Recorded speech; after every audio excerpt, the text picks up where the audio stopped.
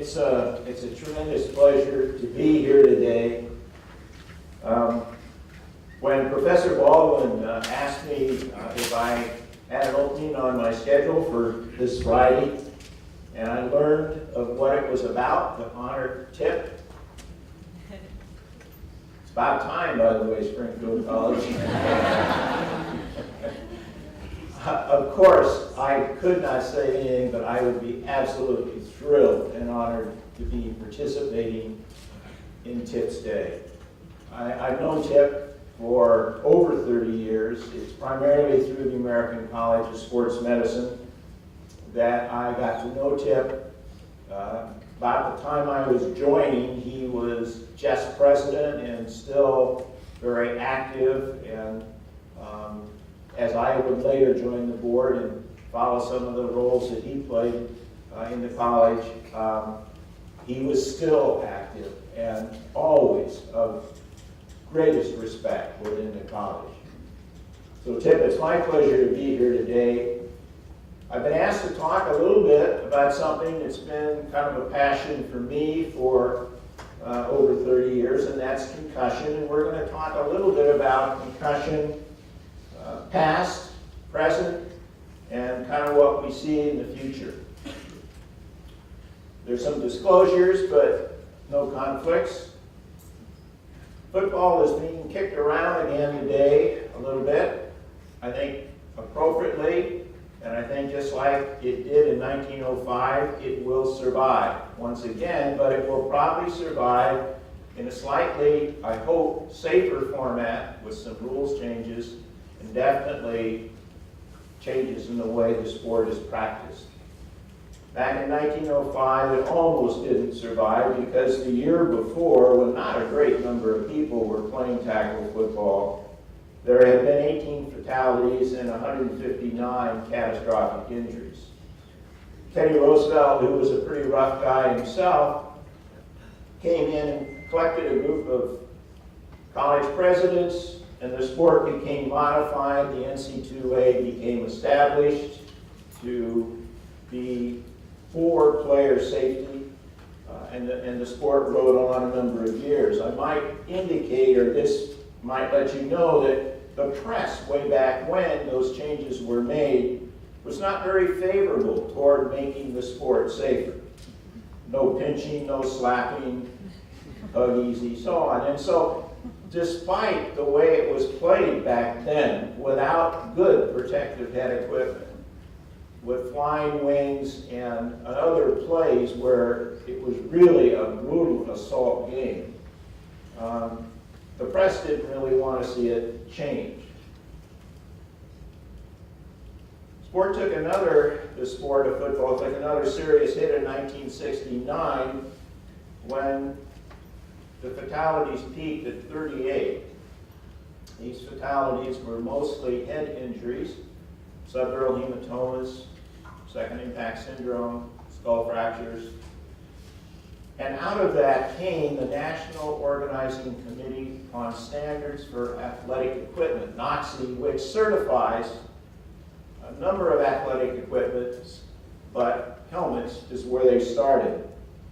And in 1973, they came up with helmet standards that became the law of the land for colleges in 78 and high schools in 1980. And since that time, there has been a dramatic reduction, virtual elimination almost, of skull fractures in football, 80% reduction in intracranial hemorrhage, hematomas, and the sport is dramatically safer. Unfortunately, as we learned about the dangers of smoking, there are dangers for repetitive hits to the head, and so the greater accumulation of them you have over the longer period of time, the greater the chance for later life behavioral, cognitive, and mood issues that we'll get into in a little bit. So football is facing another challenge. It's the challenge of concussion and the challenge of repetitive head hits. But I do believe there are ways that the sport can survive and can survive in a safer manner. But to the subject of concussions, in the treatises that go way back, injuries as far back as the 10th century consistent with concussions were described in the literature. And pretty much concussions up until the 70s were synonymous with a loss of consciousness.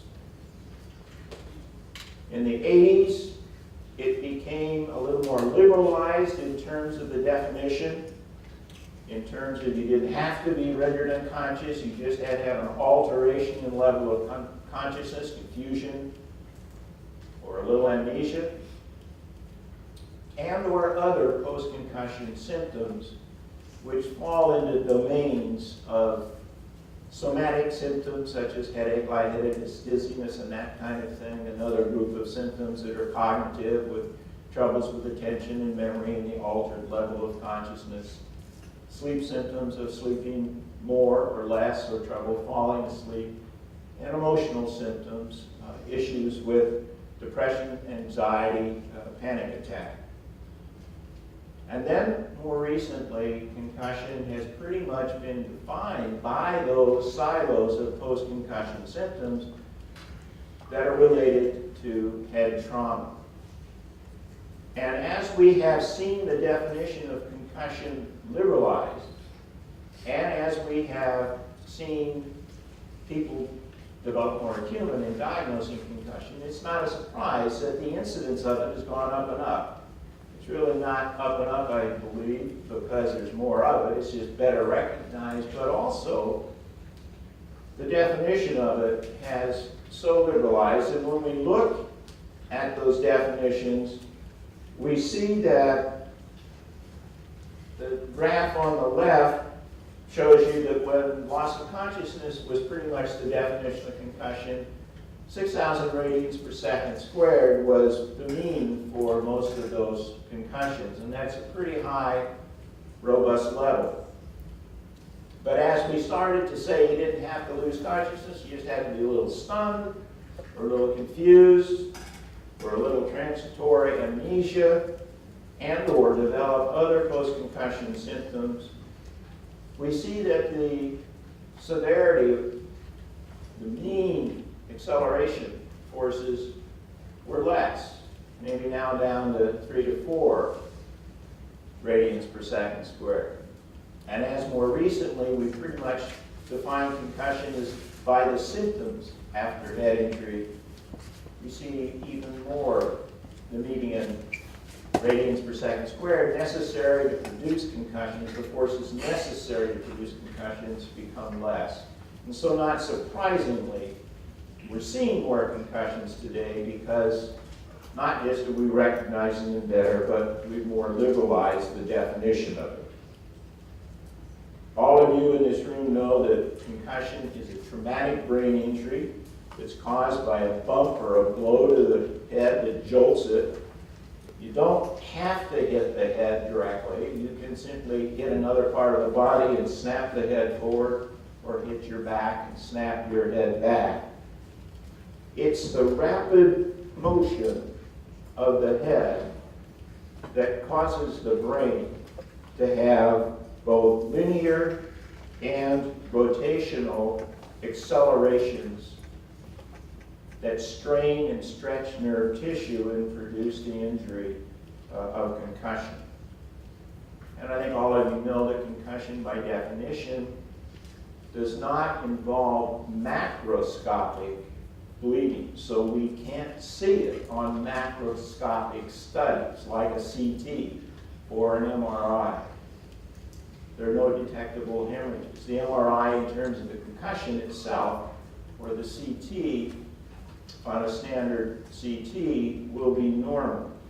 Yes, there are what I will refer to as research types of MRIs that all of us use, looking at fiber tracts, DTI, looking at metabolic studies, functional MRI, etc., that can show changes. But at the macroscopic level, there is nothing that we see with concussion.